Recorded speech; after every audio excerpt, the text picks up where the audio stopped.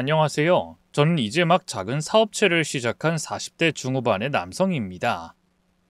얼마 전까지만 해도 제 사정 때문인지 오늘 이야기할 일을 입 밖으로 꺼내기 어려웠는데요. 지금은 제 상황도 나아지고 그 일 역시 완전한 과거의 일이 되었는지 어딘가에 털어놓을 수 있을 것 같아서 이렇게 사연을 보내게 됐습니다. 그리고 이 사연을 제 마음속 아닌 다른 곳에 완전히 털어놓으려고 나왔어요. 제 마음속에서 끄집어내 버리려고 말이죠. 그러면 그 당시 제게 큰 고통을 줬던 일에 대해서 얘기해 보도록 하겠습니다. 지금 저는 사업이라고 말하기 부끄러울 정도로 몇 평 되지 않는 사무실에서 혼자 사업을 꾸려나가는 사람이지만 몇 년 전까지만 해도 빌딩 하나를 통째로 사용하고 직원도 100명이 훨씬 넘는 큰 회사를 운영하던 사장님이었습니다. 대학생 시절 군 전역을 하고 재미삼아 용돈벌이 삼아 시작했던 사업이 잘 풀리기 시작해 대학을 졸업하고 난 뒤 본격적으로 시작했고 30이 되었을 때는 제법 규모가 있는 회사의 사장이 될 수 있었죠. 그렇게 어린 나이 때부터 인생이 술술 풀렸던 저는 아내와 결혼해 아들과 딸을 두고 행복하게 살고 있었어요. 처음부터 잘 풀렸던 사업은 꾸준히 매년 성장했고 시작한 지 10년이 넘었는데도 불구하고 저는 제가 하는 일이 사업이 재밌기만 했습니다. 돈을 버는 것보다는 제가 하는 일에 열정이 있었어요. 제 회사를 더 큰 회사로 키우고 싶었고 기술적으로나 인지도 면에서나 더욱더 많은 발전을 하고 싶었죠. 그러다 보니 앞으로 미래에 대한 자신감도 컸습니다. 이 회사를 흔들림 없이 더욱더 성공시킬 자신이 있었어요. 거기다 제가 바깥 일을 더 열심히 할 수 있게 지원해주고 응원해주는 가족이 있었기 때문에 더 자신감이 있었던 것 같습니다. 그 당시에는 아내와 결혼하고 아이들을 낳은 걸 제 인생에서의 가장 잘한 선택이라고 자신할 만큼 가족들은 제가 현실에서 안주하지 않고 더 열심히 살게 만들어주는 원동력이었고 이유였어요. 아내와 아이들에게 느끼고 받을 수 있었던 행복 덕분이었죠. 저는 집 안과 집 밖으로 성공한 사람이었습니다. 저 스스로 다른 사람들은 동시에 잡기 힘든 그 어려운 성공을 일찍이 부여잡았다고 생각했고, 그랬기에 이 행복이 평생 갈 거라고 생각했어요.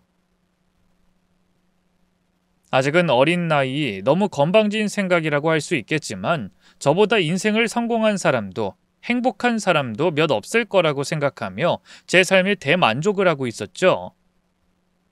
그런데 제 건방짐이 너무 심해 하늘을 찔렀는지 제가 이룬 모든 게 한순간에 무너지게 되었습니다. 그 시작은 사업에서부터 시작됐어요. 사업 초기 때부터 같이 동고동락하며 회사의 성공을 이룰 수 있게 도와줬던 친구 녀석이 회사 돈을 횡령하곤 사라진 겁니다.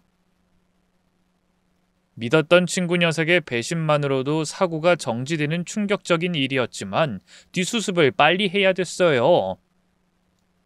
더욱이 결국엔 회사 일의 총책임자인 제 아니란 태도와 관리로 생긴 일이었으니까요.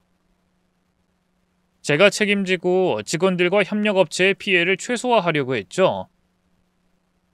앞으로 저와 함께 더 많은 일을 할 거라고 생각한 회사를 접어야 했고, 제가 가진 제 재산과 남아있는 회사 자금으로 직원들의 월급과 퇴직금, 협력업체의 거래 자금까지 정리를 했습니다. 그렇게 정리를 하고 보니 정말 말 그대로 빈털터리가 되어 있었어요. 강남의 대형 평수 아파트에서 산동네 반지하로 들어가야 했죠. 한순간에 밑바닥으로 처박힌 현실로 인해 저도 제정신이 아니었습니다. 꿈이라고 해도 드라마라고 해도 이보다 더 극적일 수 없겠더라고요. 거기다 가장 믿었던 친구가 회사 돈을 가로챘고 배신했으니 시궁창이 된 현실로 정신이 돌아올 때면 제 가슴 속에선 열불이 터졌죠. 전 세계를 뒤져서 친구놈을 꼭 잡고 싶었어요. 아니, 잡으려고 했습니다. 그런데 제게는 제가 책임져야 할 가족이 있었습니다. 못난 가장 때문에 어느 한순간 뚝 떨어진 제 가족을 책임져야 했죠. 그런 가족들을 두고 다른 곳에 정신이 팔려 있을 순 없었어요. 전과 같은 삶은 아니더라도 남들 보기에 평범할 수 있는 삶을 가족들이 누릴 수 있게 제가 나가서 돈을 벌어야 했습니다. 그래서 당장 돈을 벌 수 있었던 배달 일을 시작하게 됐죠. 제 취미 중 하나가 바이크였거든요. 물론 취미로 속도를 즐기고 풍경을 보며 타는 것과 이 생계를 위해 도시 곳곳에 급하게 촉박하게 다니는 건 전혀 다른 일이긴 했습니다. 위험하기도 위험했고 바빠서 정신이 없었죠. 그런데 제가 가려가면서 일할 처지가 아니었기 때문에 당장은 수익이 보장된 배달 일을 꾸준히 하게 됐습니다. 다행히 수입은 괜찮았어요. 예전에 비하면 비교할 수 없는 정도였지만 돈도 모으며 아내와 아이들이 바라는 걸 해줄 수 있는 정도였죠. 빛이 보이지 않던 밑바닥에서 조금씩이지만 희미한 희망의 빛이 보이기 시작했습니다. 그리고 무엇보다 지내는 환경이 너무 많이 달라졌는데도 불구하고 밝은 모습으로 지내고 아빠인 저를 원망하지 않고 응원해주는 아이들로 인해서 없는 힘도 났고 없는 희망도 보였어요. 힘든 상황, 당시 상황을 잊고 다시 한번 일어나기 위해 앞으로의 날들을 계획했고 매일 열심히 살았죠. 그런데 의욕이 넘치는 저와 밝게 지내는 아이들과 달리 아내의 상태가 좋지 않았습니다. 180도 바뀐 환경을 시간이 지나도 좀처럼 적응하지 못하더라고요. 무기력하고 우울한 모습을 보였죠. 얼마나 상태가 안 좋았냐면 아이들의 상태를 확인하고 세심하게 돌봐줘야 했던 아내가 오히려 아이들에게 위로를 받고 돌봄을 받는 정도였습니다. 저는 아내가 우울증을 겪는다고 생각했고 그 문제가 더 심해지기 전에 치료를 받아야 한다고 생각했어요. 아내가 정신과 치료를 받을 수 있게 병원으로 데리고 갔죠. 그리고 병원에서 조언을 들었던 것처럼 아내의 치료를 위해서 아내와 가족과 더 많은 시간을 같이 보내려고 노력했습니다. 그로 인해 제가 감당해야 하는 것도 많아졌지만 말이죠. 시간이 곧 버는 돈으로 직결되는 직업적인 상황이다 보니 아내와 같이 병원을 가는 시간도 가족과 같이 시간을 보내는 것도 벌고 있던 수익이 줄어든다는 걸 의미했어요. 하지만 그 수익의 차이를 줄이기 위해 조금 더 위험하지만 조금 더 쉴 시간이 없지만 제 몸을 갈아 넣으며 아내의 치료에 집중하려고 했죠. 현재 경제적으로 힘든 집안 상황보다 아내의 우울증이 우리 집에 더 큰 문제라고 인지를 했으니까요. 그래서 어떻게든 예전의 아내 모습으로 돌려놓기 위해 노력했는데 아내에게는 변화가 생기지 않았습니다. 그래도 그나마 효과가 있었던 게 있었는데 그건 아내에게 선물을 주는 거였어요. 그래서 이전처럼 비싸고 좋은 선물은 선물해주지 못해도 꽃 한 송이, 작은 액세서리 등을 선물하며 아내가 미소 지을 수 있게 우울증이 조금 나을 수 있게 도왔습니다.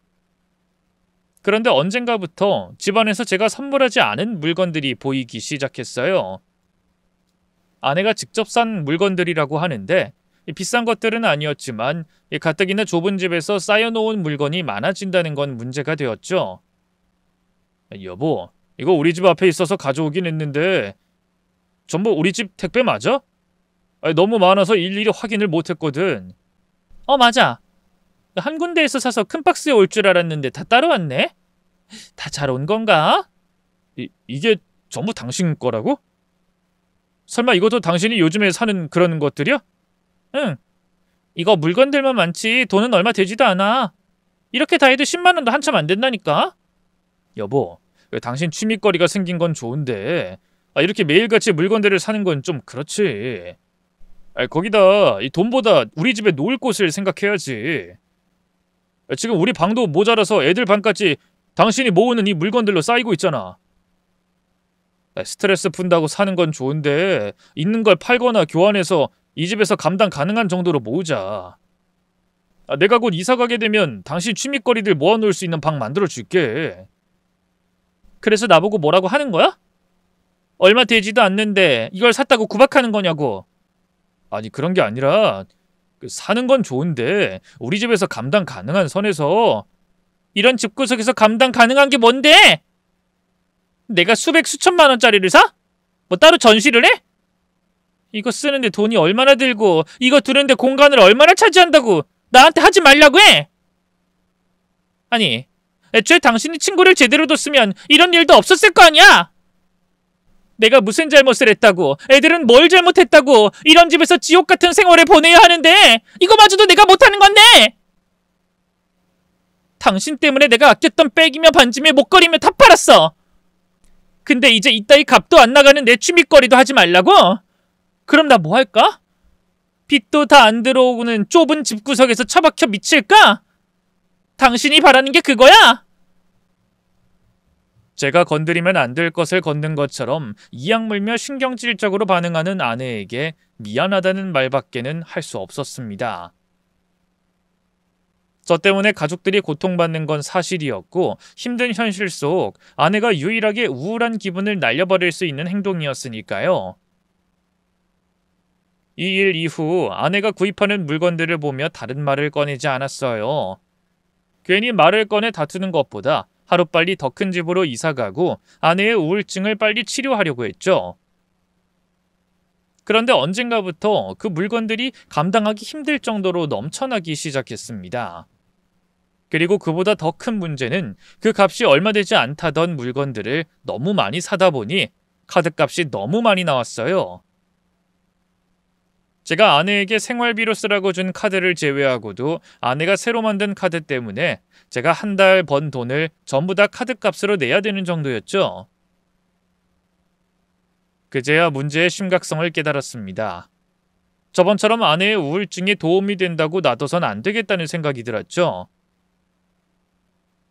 아내가 다니던 정신과에도 상황을 설명했고 아내에게 줬던 신용카드와 아내가 새로 만든 카드까지 빼앗았어요. 그러자 아내는 폭주하듯이 감정을 쏟아내기 시작했습니다. 지금 뭐 하자는 거야? 나보고 죽으라는 거야? 그래, 내가 죽을까? 그럼 당신이 좀 편하겠어? 입 하나 덜게 되니까 편하겠냐고? 나 좋자고 이러는 거야? 나 편해지자고 이러는 거냐고? 다 같이 살자는 거잖아. 함께 이겨내서 다시 예전으로 돌아가자고 이러는 거잖아. 당신이야말로 언제까지 이러고 있을 거야? 지금 당신만 힘들어? 나는. 나 때문에 힘들어하는 가족들을 보고 있는 나는 안 힘들겠어? 그리고 지민이와 지희는? 우리야 어른이니까 견딜 수 있다고 해도 애들은 얼마나 힘들지 상상이 안 돼? 그런데 애들 엄마라는 사람이 왜 이러고 있어? 도대체 언제까지 이렇게 있을 건데? 그래서 또 내 탓이라고? 나 때문에 이렇게 된 거라는 거야? 이게 누구 때문인데? 누가 능력 없어서 이렇게 된 건데? 그리고 당신 내가 힘든 건 아무렇지 않게 생각하나 본데 나 엄청 힘들어. 죽을 것 같이 힘들다고. 내가 만나던 친구들은 만날 수 있을 것 같아? 애들 엄마들은. 나 당신이 망하고 죽은 사람처럼 지내야 했어. 내 꼴 보고 얼마나 비웃고 불쌍하게 생각할까 싶어서 어디 돌아다닐 수가 없었다고. 그게 얼마나 힘든 줄 알아? 사는데 죽은 사람처럼 지내는 게? 사람들 눈에 안 띄려고 발버둥 치는 게! 이렇게 살 바에 죽는 게 더 낫다고 생각될 정도라고. 그런 내가 현실 좀 잊고 지내겠다는데 그걸 못하게 해? 그것도! 내가 왜 이것도 못해? 내가 왜 당신 때문에 이것도 못해야 하냐고! 아내는 울고불고 물건들을 집어던지면서까지 제게 화를 냈습니다. 아내 말이 틀린 말은 아니었기 때문에 제가 할 수 있는 거라곤 아내가 진정할 때까지 안아주는 것밖에 없었어요. 하지만 그렇다고 아내가 취미를 핑계로 현실을 도피하는 걸 놔둘 생각은 아니었습니다. 제가 조금 더 돈을 덜 벌더라도 지금 이 환경을 조금 더 늦게 벗어나더라도 아내에게 더 많은 시간과 신경을 쓰기로 했어요. 또 아이들에게도 엄마의 상태를 솔직하게 설명하고 제가 없을 때 엄마에게 조금만 더 신경을 써달라고 부탁했습니다. 자기들도 힘든 아이들에게 그런 부탁까지 하는 게 무리한 부탁일 수 있었지만 다른 방법이 없었어요. 아이들에게 미안했지만 어쩔 수 없었죠. 정말 할 수만 있다면 그때 제 몸이 2개, 3개, 4개 아무튼 여러 개였으면 좋겠다고 생각했어요. 예전만큼은 아니지만 당시 어려웠던 상황보다 조금 더 나은 삶을 위해 열심히 돈만 버는 저와 아내에게만 신경 쓸 수 있는 저, 또 아이들에게만 시간을 보낼 수 있는 저, 이렇게 우리 가족을 끌어안을 수 있고 문제를 해결할 수 있는 제가 여럿이길 바랬죠. 하지만 현실에서의 제 몸은 하나였기에 아내와 아이들에게 제 책임과 짐을 지어줄 수밖에 없었습니다. 대신 그 책임과 짐을 지고 있는 시간을 조금이라도 줄이기 위해 저는 1분 1초를 정신 팔지 않고 24시간 내내 노력하고 또 노력했어요. 힘들었지만 이렇게 노력하다 보면 분명 예전과 같은 우리 가족의 모습을 되찾을 수 있을 거라는 생각으로 버텼죠. 그런데 그렇게 죽을 힘을 다해 열심히 살고 있던 저에게 또다시 시련이 찾아왔습니다. 어머니께서 사고를 당하신 거예요. 큰 교통사고를 말이죠. 안 그래도 어려운 상황에서 어머니까지 아프시게 되니 정신적으로 너무 힘들었습니다. 거기다 의식이 없던 어머니 옆에 간병할 사람이 필요했는데 외아들인 저는 돈을 벌어야 했고 아내는 누굴 돌볼 수 있는 상태가 아니었어요. 간병인을 두는 건 돈이 한두 푼 드는 상황이 아니라 어려운 상황인 제게 부담이 될 수밖에 없었고요. 정말 난감하던 상황. 다행히 멀리 사시던 이모님께서 어머니 집으로 올라오셔서 병원을 왕래하며 간병을 해주시겠다고 말씀하셨습니다. 정말 다행인 일이었고 감사한 일이었죠. 하지만 이모님도 연세가 많으셔서 어머니 곁에 24시간 일주일 내내 있을 순 없으셨어요. 그래도 당장은 다른 대책이 없었기 때문에 이모님 체력이 가능한 선에서 도움을 받기로 했죠. 그리고 이모님께 부담을 덜 드릴 수 있는 방법이 없는지 찾고 있었습니다. 하지만 처음이나 시간이 지나고 나서나 대책은 생기지 않았고 이모님께 죄송한 마음만 커지고 있었죠. 그런데 그때 아내가 예상 밖의 말을 꺼냈어요. 어머니를 간병하겠다고 말이죠. 당신이 어머니 간병을 하겠다고? 괜찮겠어? 이모님과 교대로 한다고 해도 꽤 오랜 시간 어머니 곁에 있어야 할 텐데 혹시 나한테 미안해서 그런 거라면 무리하지 않아도 돼. 어머니 간병이야 정 안 되면 간병인 쓰면 되니까. 난 당신이 당신 건강부터 회복하는 데 신경 썼으면 해. 이제 괜찮아서 나도 어머님 간병하겠다고 말하는 거야. 요 며칠 당신 따라서 병원 왔다 갔다 하니까 움직여서 그런지 몸도 정신도 좀 괜찮은 것 같더라고. 그리고 나도 이제 정신 차려야지. 안 그래도 당신 혼자 감당할 것도 많아서 힘든 상황인데 어머님 사고까지 겹쳤으니 내가 더 이상 골칫거리가 될 수 없고. 어머님, 내가 이모님과 같이 간병할게. 그러니까 당신은 어머님 걱정 너무 하지 말고 몸 다치지 말고 조심히 일해. 알겠지? 정신을 차린 듯한 아내의 말에 울컥해 눈물이 쏟아졌어요. 언젠가 아내가 예전의 모습 그대로 돌아올 거라는 걸 믿고 있었지만 이렇게 갑자기 또 가장 필요한 순간에 정신을 차릴 줄 몰랐기에 감정이 북받쳐 눈물이 쏟아졌죠. 그리고 드디어 예전의 모습으로 돌아온 아내처럼 꼬이고 꼬인 우리 집안의 상황이, 어머니의 건강이 조만간 하나씩 회복될 거라고 생각했습니다. 저는 아내를 통해 다시 한번 힘을 내고 어머니 건강에 대한 걱정을 한시름 덜며 제 역할에 충실하게 지냈죠. 그렇게 약 3달간의 시간이 지났습니다. 의식을 회복 못한 어머니 건강이나 어머니 간병으로 집을 자주 비워야 했던 아내 사정으로 3개월 전보다 드라마틱한 변화는 없었어요.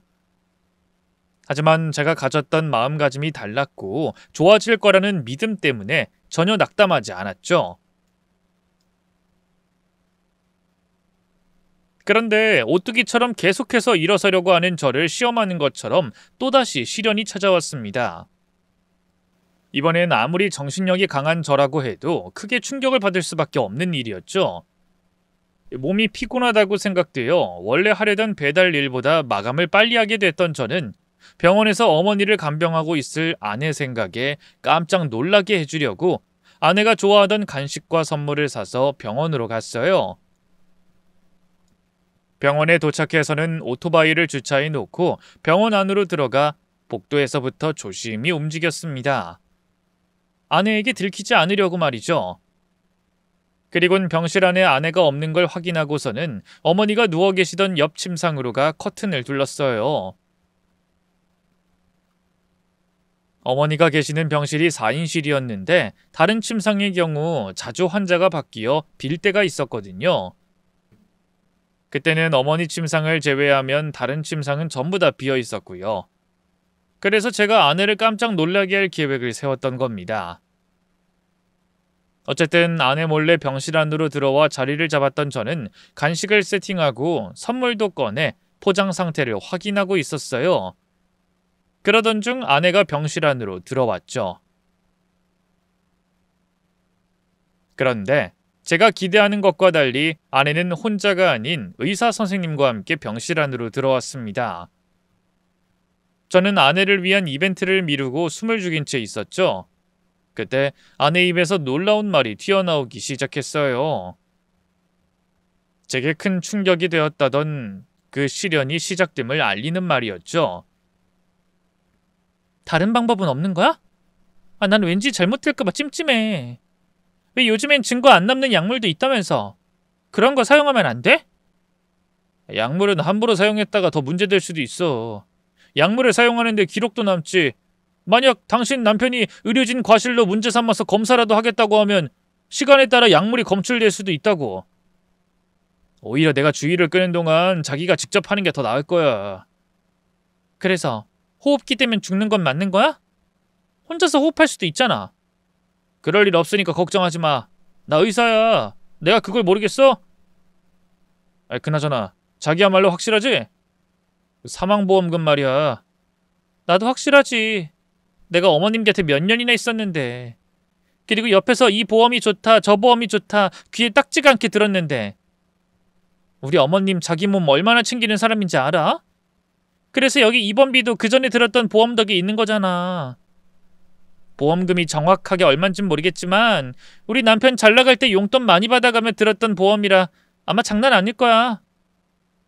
우리 어머님 보험금 수령인은 전부 외아들인 우리 남편 앞으로 되어 있고, 그럼 그 보험금을 남편이 받았을 때 내가 이혼하자고 하고 이혼해서 보험금 나눠받은 다음에 자기랑 행복하게 살면 되는 거지. 야, 진짜 당신은 하늘이 나한테 내려준 것 같다. 그럼 나도 이제 페이닥터 그만두고 병원 원장으로 폼나게 살아야지. 자기는 병원 원장 사모님 되는 거고. 원장 사모? 벌써 듣기만 해도 좋네. 그리고 나야말로 하늘이 당신을 내려다 준 것 같아. 내 인생에서 최악이라고 생각될 때 당신을 만나게 됐으니까. 그럼 언제 하는 게 좋을까? 오늘 내일 중에 빨리 해야지. 이 병실 환자 못 들어오게 막는 것도 한계가 있거든. 계속 막다가는 의심도 살 테고 결국 자기가 마음을 먹어야 하는 일이니까. 자기가 오늘 내일 중으로 할 수 있겠다고 생각했을 때 하자. 제 귀를 믿을 수가 없었습니다. 아내를 깜짝 놀라게 해주려다 역으로 제가 당하는 것만 같았어요. 이 모든 게 아내의 장난이었으면 좋겠다고 생각했습니다.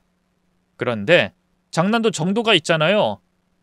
제 어머니 목숨을, 자기 시어머니 목숨을 가지고 장난칠 리가 없잖아요.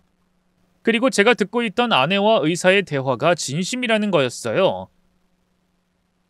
아내와 의사의 사이가 그렇고 그런 관계라는 것도 충격적이었지만 어머니의 사망보험금을 노리고 있다는 건 더더욱 충격적이고 놀라운 사실이었습니다. 어떻게 저에게 이런 일이 있을 수가 있나 싶었죠. 다른 사람은 몰라도 아내만은 저와 저희 어머니께 이럴 수가 없었어요. 그건 꼭 제 아내이기 때문이 아니었습니다. 어떤 시각으로 보면 저는 아내에게 새로운 인생을 살게 해준 은인 같은 사람이었거든요.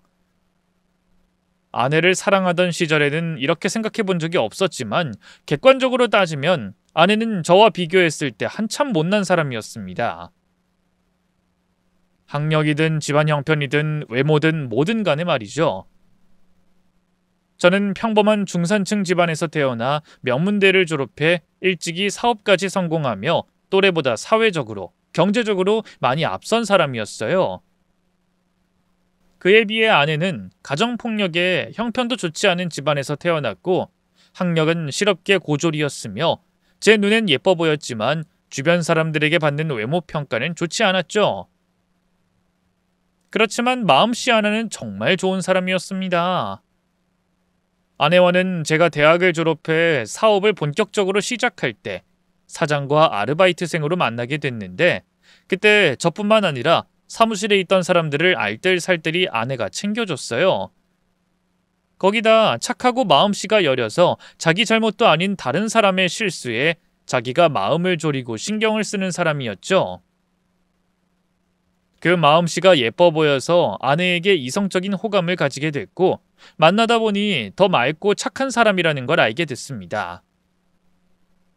이 사람이라면 인생의 동반자로서 더 힘든 상황이 닥쳐도 같이 이겨낼 수 있고 제게 힘이 돼줄 거라고 생각했죠.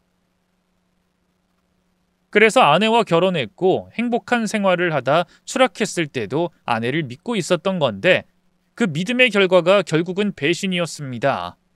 그것도 제가 가장 힘들 때, 아이들에게 엄마가 가장 필요로 할 때, 아내로서, 엄마로서, 며느리로서 모든 걸 포기하고 배신했죠. 용서할 수 없었습니다. 이제까지 아내 일이라고 하면 어떻게든 이해하려고 했고 끌어안고 같이 가려고 했지만 이제 더는 그럴 수 없었어요. 자기가 잘못한 일에 벌을 받을 수 있게 제가 복수를 해야 되었죠. 물론 옆에 있던 의사놈 역시 말입니다. 하지만 우선 지금은 어머니의 안전이 먼저였습니다. 두 사람의 계획을 듣고도 손 놓고 있을 순 없었어요. 그래서 병원을 옮기려고 했죠. 그런데 꼭 그 병원에서 의사놈의 도움을 받고 계획을 성공시켜야 하는 아내와 멀쩡히 잘 치료받고 있던 병원을 갑자기 옮기는데 영문을 몰랐던 이모님으로 인해 다른 병원으로 어머니를 옮기는 게 쉽진 않았어요. 아이 성은아, 갑자기 네 엄마 병원을 옮기겠다니. 치료 잘 받고 있는데 왜 그래? 그리고 옮긴다고 해도 천천히 제대로 된 병원인지 네 엄마 치료에 도움되는 곳인지 확인을 해야지. 오늘 중으로 옮기겠다고? 너 왜 그래? 무슨 일 있어? 그래 여보. 그러다 어머님 상태가 악화되면 어쩌려고 그래. 나도 이모님 말씀처럼 병원 옮기는 거 반대야. 갑자기 생각한 게 아니라니까요. 전부터 생각하고 있었던 건데 어제 다른 병원에서 근무하고 있는 친구랑 얘기가 잘 돼서 옮기려고 하는 거예요. 병실도 여기 병원보다 더 낫다고 하고요. 친구가 그 병원에 있어서 더 자주, 더 세심히 봐주겠다고 약속했어요. 이 병원이 나쁘다는 건 아니지만 이왕이면 제 친구가 더 자주 봐줄 수 있는 병원이 낫죠. 그래? 그런 거라면 네 말도 맞다만. 근데 여보, 그것도 어머님 몸 상태가 괜찮을 때나 가능한 일이지. 지금은 호흡기를 끼고 계신데 병원 옮기다 문제라도 생기면 어떻게 하려고. 병원 옮기는 사람들도 그걸 업으로 하는 사람들이야. 그 정도는 걱정 안 해도 된다고. 그리고 친구가 근무하는 병원도 매번 자리가 나는 게 아니라서 오늘이 아니면 안 돼서 그래.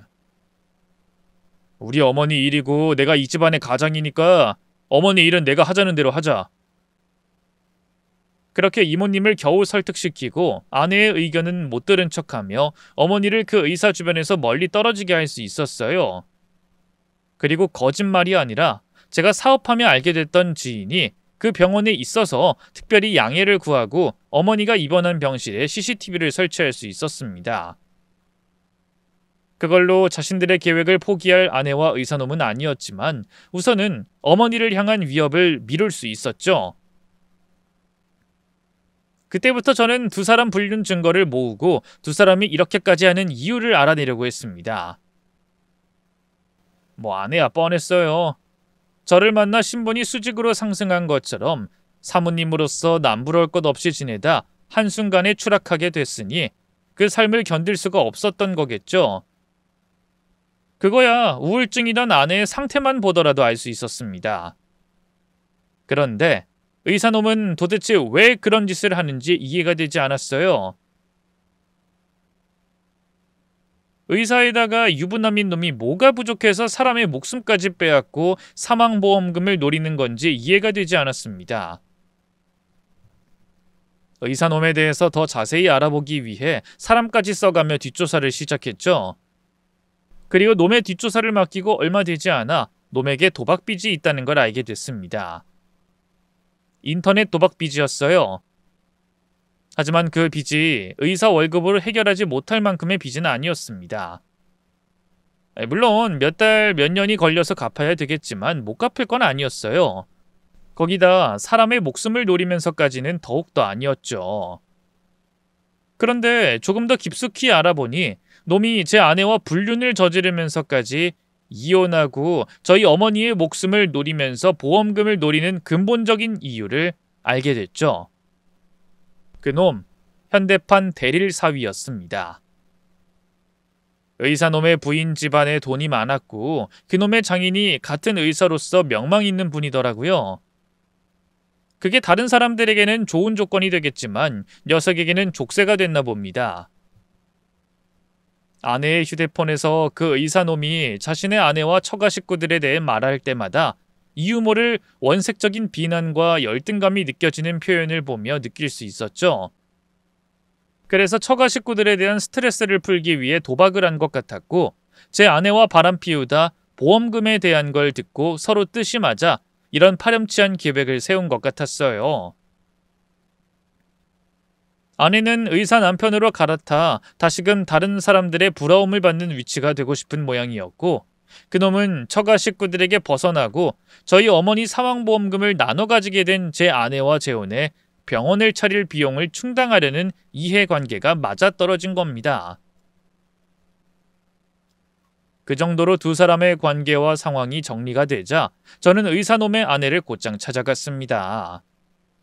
찾아가서는 제 아내와 바람 피우고 있는 증거와 함께 두 사람이 세우고 있는 계획에 대해서 알려줬죠. 단순한 두 사람의 바람이었다면 이렇게 찾아오지도 않았을 겁니다. 그 의사놈이 남의 여자 건드렸다, 환자 간병인과 불륜이다, 망신 준 다음 고소하고 저도 제 아내와 이혼하면 끝이에요.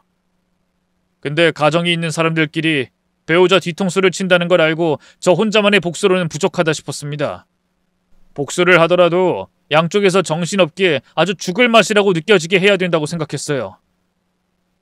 또 아버님 되시는 분이 그놈과 같은 직업이라고 알고 있습니다. 그러니 어떤 식으로든 딸의 복수를 해주시지 않을까 싶어서 찾아왔고요. 복수하시겠다고, 이혼하시겠다고 말씀해 주시면 제가 가지고 있는 증거 모두 공유하겠습니다. 대신 꼭 용서 없는 복수를 하겠다고 약속해 주십시오. 솔직히 좀 당황스럽긴 하네요. 이런 일 생각해 본 적이 없는 일이라. 그런데 어떤 상황이든 다른 여자 안았던 남편을 용서할 생각 없어요.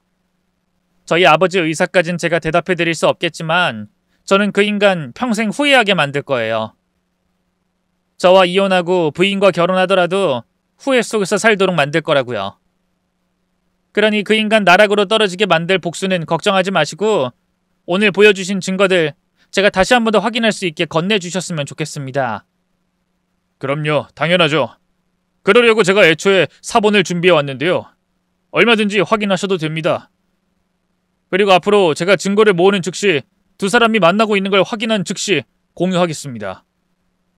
아마 제가 드린 증거 말고도 따로 증거가 필요하실 거예요.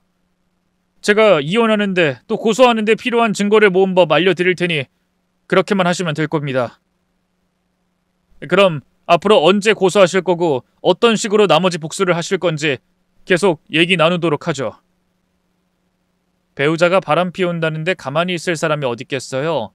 거기다 나중에 듣게 된 그 의사놈과 아내분의 결혼 이야기를 들어보니 아내분도 복수를 꼭 해야 하는 이유가 있었던 겁니다. 그 의사놈 선배 의사인 장인의 도움과 덕을 보고자 아내분에게 접근한 거였어요. 그런데 장인 되는 분께서 공과 사의 선을 확실하게 긋는 편이었고 환자와 후배 양성 이외에는 다른 곳에 관심이 없던 분이라 그 의사놈이 바라던 콩국물이 없었던 거죠. 거기다 사위 역시 자신과 같은 의사가 되길 바라고 있었기에 다른 의사들보다 더 많은 채찍질을 했다고 합니다. 그래서 그놈이 그 상황을 못 견뎠던 거예요. 그런데 반대로 그 의사놈의 장인되는 분은 그게 모두 애정이 있어서 사위를 채찍질하고 공부에 매진하라는 거였으니 사위가 저지른 행동이 얼마나 더 괘씸하고 큰 배신으로 느껴지겠어요. 아내 되는 분에게 전해 들은 바 단단히 사위를 벼르고 있다고 했습니다. 저와 의사놈의 아내분이 이혼과 고소를 동시에 시작하는 순간 장인 되는 분께서도 사위였던 놈을 의사로서 고립시켜버리려고 준비 중이라고 했죠. 든든하더라고요. 이제 때를 기다리다 소장만 접수하면 끝이었으니까요. 그런데 이혼과 고소를 준비 중이던 가운데 엄청난 사실을 아내의 휴대폰을 통해 알게 됐습니다. 이 인간들 끝까지 인간이길 포기하더라고요. 저희 어머니의 사망보험금을 그때까지 포기하지 않고 있었던 겁니다. 어머니께서 입원한 병원을 옮겨 자기들 계획대로 실행할 수 없게 되자 결국 그 의사놈이 병원에 있던 약물을 손대기로 한 거예요. 그걸 아내에게 전달해 아내가 어머니에게 주사를 놓으려고 했죠. 그래서 그건 언제 준비되는 거야? 우리 시간 없어. 어머님 언제 깨어날지 모르는데 깨어나면 그때부터는 그 보험금 다 날아간다고. 나도 알아. 근데 사람들 몰래 CCTV 몰래 빼오는 게 쉬운 일이 아니라니까. 그래도 이제 정말 거의 다 됐어. 기록도 수량 파악 정확하게 안 되게 해놔서 이제 병원 사람들 없을 때 슬쩍 하기만 하면 돼. 근데 알지? 내가 자기 남편 엄마 입원해 있는 병원엔 못 간다는 건. 그러니까 내가 약병 빼돌리고 전달한 뒤엔 자기가 잘해야 돼. 긴장할 거 없고 주사만 잘 놓으면 되니까 걱정하지 마. 알겠지? 아, 그 CCTV. 그게 가장 중요한 거 알지? 어떤 식으로 끌 건지 먼저 생각해놔. 그리고 혹시나 켜지지 않았는지 계획 실행 전에 꼭 확인해야 하고. 당연하지. 이번 일에 우리 미래가 달렸는데 내가 그런 거 확인을 안 할까 봐? 자기나 나나 서로 맡은 바만 잘하면 돼. 우리 이제 정말 얼마 안 남았어. 당신은 병원 원장으로, 나는 원장 사모님으로서 행복하게 살 날 얼마 안 남았다고. 그러니까 이번 일 끝날 때까지만 집중하고 조심하자. 알겠지? 사람이 눈이 돌면 이렇게까지 무서워질 수 있다는 걸 처음 알았고 아내가 제가 알고 있던 사람이 맞나 싶었어요. 그리고 지금은 이혼과 고소가 중요한 게 아니라고 생각됐습니다. 어머니 목숨이 어떻게 될지 모르는 상황에서 시간을 더 끌면 안 된다고 생각해 아내와 의사놈을 경찰에 신고하려고 했죠. 그래서 두 사람의 범행 계획을 확보하고 경찰서 앞까지 갔는데 이런 생각이 들더라고요. 그래서 이걸 무슨 죄로 두 사람을 처벌할 수 있겠느냐는 생각이 말이죠. 단순하게 생각하면 범죄 모의를 하고 있으니까 예비 음모죄, 그것도 살인 예비 음모죄로 처벌이 가능할 것 같은데 제가 이혼과 고소를 준비하며 알아본 법이 그렇게 간단하진 않더라고요. 만약 아직 범행이 실행되지 않았다는 이유로 죄가 인정되지 않는다면 저야말로 제 패를 다 보여주고 복수다운 복수를 못할 수도 있었어요. 그렇다고 어머니께서 위험하기 직전까지 두고 볼 수 없는 모양이었고요. 뭔가 어머니를 안전하게 보호하면서 두 사람의 범행을 증명할 수 있는 방법이 필요하다고 생각했습니다. 저는 다시 발걸음을 돌려 집으로 향했고 머리를 쥐어짜내며 생각을 떠올렸죠. 그러다 한 가지 방법을 떠올렸어요. 두 사람의 범행 실행까지 시간이 얼마 없다고 판단했던 저는 그 즉시 행동으로 옮기게 됐죠. 우선 아내와 의사놈이 저지를 범행에 대한 증거를 아주 세세하게 작은 부분도 놓치지 않고 확보했어요. 신고 후 증거만 건네면 모든 게 밝혀질 수 있도록 말이죠. 그리고 기다렸습니다.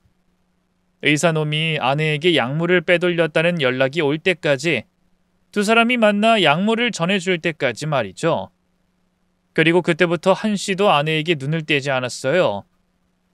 잠을 자는 순간도 화장실을 갈 때도 그 언제라도 제 시선은 아내를 향해 있었죠. 이후 또 기다렸습니다. 이번엔 아내가 저희 어머니 병실로 들어가 주사를 놓을 때까지 말이죠. 어머님 죄송해요. 저한테 그동안 잘해주셔서 어머님께는 감사하고 좋은 감정밖에 없어요. 다른 감정은 없으니 제 행동 오해하지 말아주세요. 저도 살아야죠. 이대로 있다간 정신병 걸려서 미칠 것만 같아서 그래요. 손주들은 걱정하지 마세요. 제가 성인이 될 때까지 엄마로서 잘 키울 테니. 그리고 그이는 알아서 잘 살 거예요. 아시잖아요, 그 사람 강한 거. 혹시 그 사람이 힘들어지면 제가 도울 테니 너무 걱정하지 마시고 편히 떠나세요. 그럼 정말 죄송합니다, 어머님. 잠시 따가울 거예요. 당신 지금 뭐하고 있는 거야? 우리 어머니한테 뭐하는 거냐고? 당신 손에 들려있는 건 뭐고? 여보, 당신 여기 어쩐 일이야? 조금 전에 전화했을 때 배달 일이 밀렸다고 가게에서 음식이 안 나오고 있다며? 거짓말이었지. 요 며칠 동안 중요한 일이 있어서 내가 눈을 떼면 안 됐거든. 그래서 며칠 동안 일 안 나가고 있었어. 그나저나 당신이나 내 물음에 대답하지 그래? 뭐 하고 있는 거냐고? 손에 그건 뭐고? 뭐 하긴 그냥 어머님 옆에 있었지. 그리고 손에 뭐? 손에 아무것도 없는데? 방금 전까지 손에 주사기가 있었는데 어디에다 숨겼어? 당신 그거 숨기다 주사 바늘에 찔리기라도 하면 어쩌려고 그래? 그거 맞으면 위험한 거 아니야? 뭐? 그게 무슨 말이야? 주사기라니. 무슨 주사기? 당신 정말 주사 바늘에 찔린 거 아니야? 얼굴에 핏기가 하나도 없는데? 떨기도 엄청 떨고. 무슨 말이야? 그리고 나 찔린 거 아니야. 근데 내 얼굴이 그렇게 하얘? 정말 내가 찔렸나? 제가 말을 돌리지 않고 그 주사기에 대해 지목하자 아내는 정신이 나가 보였어요. 거기다 제가 급히 주사기를 숨기던 아내에게 주사바늘에 찔린 게 아니냐고 물어보고 몰아가니 아내는 패닉 상태처럼 얼굴이 새하얗게 변하며 자기도 자기 몸을 확인하고 있었죠. 그러다 아내가 급히 팔목에 숨겼던 주사기가 바닥으로 떨어졌습니다. 저는 병실로 들어오면서부터 들고 있던 휴대폰으로 아내 팔목에서 떨어진 주사기를 가져다 댔죠. 여기 있네, 주사기. 당신 이 주사기로 뭐 했어? 방금 우리 어머니 팔에 놓고 있던 주사기가 이거 맞지? 이걸로 우리 어머니께 뭐 어떻게 하려고? 아니다. 그렇게 물어보는 것보다 이 주사기 안에 있는 게 뭔지 물어보는 게 낫겠구나. 이게 뭐야? 우리 어머니 팔에 뭘 넣은 거야? 이거 아무것도 아니야. 그냥 비타민 주사라고, 비타민. 그래? 그런데 여기 당신이 나눈 대화에서는 그런 비타민이 아닌 것 같던데? 여기 봐봐. 그 주사기 안에 넣은 약물 빼돌린다고 당신이 만나는 그 의사놈이 엄청 힘들었다고 하잖아. 또 여기 이 주사 한 방이면 천천히 보낼 수 있다는데? 당신도 다 알고 있는데 무슨 비타민은 비타민이야? 이거 사람 죽이는 약물인데 그래서 당신 찔렸을까봐 난리법석이었던 거 아니야? 당신 뭐야? 당신 전부 다 알고 있었어? 그동안 다 알면서 모른 척하고 있었던 거야? 다 알고 증거 모으고 있었지. 당신과 이혼하고 고소하고 그놈도 고소하려고 증거 차곡차곡 모으고 때만 기다리고 있었지. 언제부터? 언제부터? 당신이 그 병원에서 우리 어머니 호흡기 떼고 죽이려고 한 순간부터. 그때 내가 바로 옆침상에서 다 들었거든. 너랑 그놈이 계획하는 거. 그래서 망신 주고 이혼하는 걸로 복수하려고 했는데 너네 우리 어머니 사망보험금을 포기 안 하더라. 인간이길 포기하면서까지 이런 짓을 벌이더라고. 그래서 그걸 알고 또 증거 모으고 있었지. 증거만으론 범행이 인정되지 않을 것 같아서 현장을 포착하려고 했고. 너 이거 보이지? 여기에 네가 한 짓들 전부 다 찍혔어. 네가 우리 어머니께 마지막 인사랍시고 떠든 것과 주사 놓은 것, 너보고 놀라서 헛소리하다 팔목에 숨겼던 주사기까지 떨어지는 거 전부! 그리고 지금 네가 놀라고 있는 모든 것까지 다 찍혔다고. 이제 너 신고할 거야. 이미 증거는 차고 넘치거든. 다 알고 있었다니. 저는 아내에게 모든 것을 말하고 주머니에 있던 다른 휴대폰으로 경찰에 신고했어요. 아내는 불륜과 범행이 탄로난 걸 망연자실하며 바닥에 주저앉았고요. 그러다 제 신고가 끝나자 아내의 눈빛이 변하면서 이렇게 된 상황을 제 탓으로 돌리며 저를 원망하기 시작했습니다. 내가 나쁜 년이야? 내가 누구 때문에 이렇게 된 건데? 네가 사업 망하지만 않았어도 내가 이런 짓을 할 생각이나 했겠어? 가장이 가장답게 살았으면 내가 이런 짓을 했겠냐고! 나 정말 좋은 아내로 지난 10년 넘게 지냈어. 정말 좋은 며느리였고 정말 좋은 엄마였다고. 그런 나를 이렇게 만든 사람이 누군데? 당신 아니야? 당신이 나 행복하게 살게 해주겠다고 했잖아. 공주처럼 살게 해주겠다고 했잖아! 그러다 그 쓰레기 같은 집에서 날 비참하게 만들어 놓고 감히 날 신고해? 날 나쁜 년으로 만들어? 내 죄 당신 때문에 생긴 거야. 당신도 책임이 있다고! 내가 널 잘못 본 거니? 아니면 지난 10년 동안 다른 사람으로 변한 거니? 어떻게 지금 이 상황에서 내 탓을 할 수가 있어? 야, 김가희! 너 사람을 해하려고 했어! 그것도 내 어머니! 10년 동안 알고 지낸 당신의 시어머니를 당신 손으로 해하려 했다고! 그 행동이 어떤 말로도 변명이 될 거라 생각해? 그리고 내 사업 망하고 나서 당신은 뭘 했는데 그렇게 떳떳하게 내 탓을 해? 당신 도대체 뭘 했는데? 그동안 나에게, 우리 아이들에게 당신 뭘 했냐고? 아니, 누구한테 뭘 하고 말고 아니라 그동안 뭘 했어? 남편은 어떻게든 일어서겠다고 아등바등 꿈틀거리고 한참 어린 아이들까지 부모 걱정 안 시키려고 밝게 자신들 일까지 척척하며 지내는데 당신은 뭘 했냐고? 방 안에 처박혀서 TV만 본 것 외에 더 있어? 당신 유일한 취미거리라며 당장 돈 10,000원이 귀한 집에서 1,000,000원이 넘게 그 쓸데없는 물건들 사는 것 외에 뭘 했냐고? 그래도 나는 내가 우리 가족 힘들게 만들었다고 생각해서 위험하게 일하고 하루 24시간이 부족한 상황에서도 당신과 아이들 챙겼어. 당신의 부재 때문에 내가 해야 할 일은 더 많아졌지만 그래도 당신 이해하고 아이들, 집안일, 바깥일 전부 다 맡아서 했다고. 없는 형편에 당신 정신과 치료도 받게 하고 같이 있는 시간도 늘리면서까지. 근데 내 탓이라고? 제발 거짓말 좀 그만하지 그래? 당신 자신을 그만 속이라고! 당신도 알고 있잖아!